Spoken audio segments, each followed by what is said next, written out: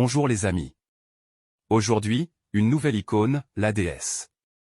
La Citroën DS, souvent simplement appelée la DS, est une voiture emblématique de l'histoire de l'automobile.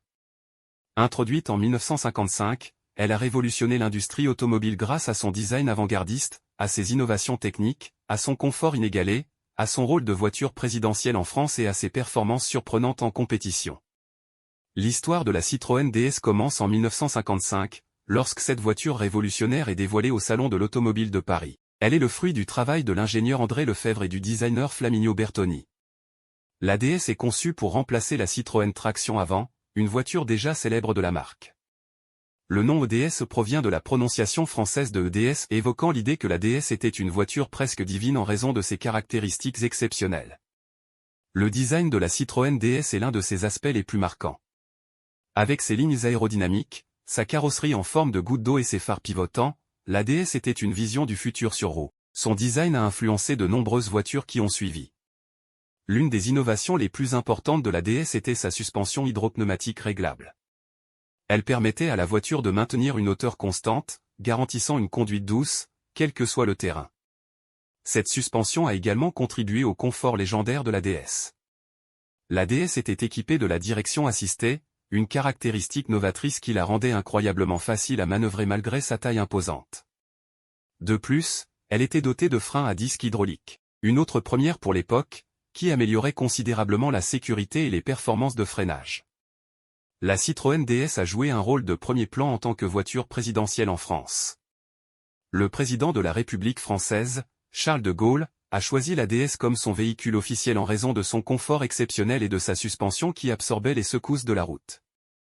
La DS est devenue un symbole du prestige de la France à l'échelle internationale. La Citroën DS a été un énorme succès commercial pour Citroën. Elle a été produite en différentes versions, y compris des berlines, des breaks, des cabriolets et même une version familiale. Sa réputation de fiabilité et de durabilité en a fait un choix populaire pour de nombreux conducteurs du monde entier. Bien que la Citroën DS n'ait pas été conçue initialement pour la compétition, elle a montré sa polyvalence et sa capacité à briller dans des conditions difficiles grâce à sa suspension hydropneumatique réglable. Voici quelques-unes de ses performances notables en compétition. La Citroën DS a fait ses débuts en compétition au célèbre Rallye Monte-Carlo en 1956. Bien que le modèle standard de la DS ne fût pas spécifiquement conçu pour la compétition, il a néanmoins montré des performances surprenantes, en particulier sur les routes sinueuses et enneigées du Monte-Carlo. L'une des compétitions les plus exigeantes au monde, le Rallye Safari en Afrique de l'Est, a vu la Citroën DS affronter des conditions difficiles en 1959. Malgré son caractère non conventionnel comme voiture de rallye, elle a réussi à surmonter les obstacles avec sa suspension hydropneumatique réglable et sa fiabilité, remportant ainsi le respect des pilotes et des équipes.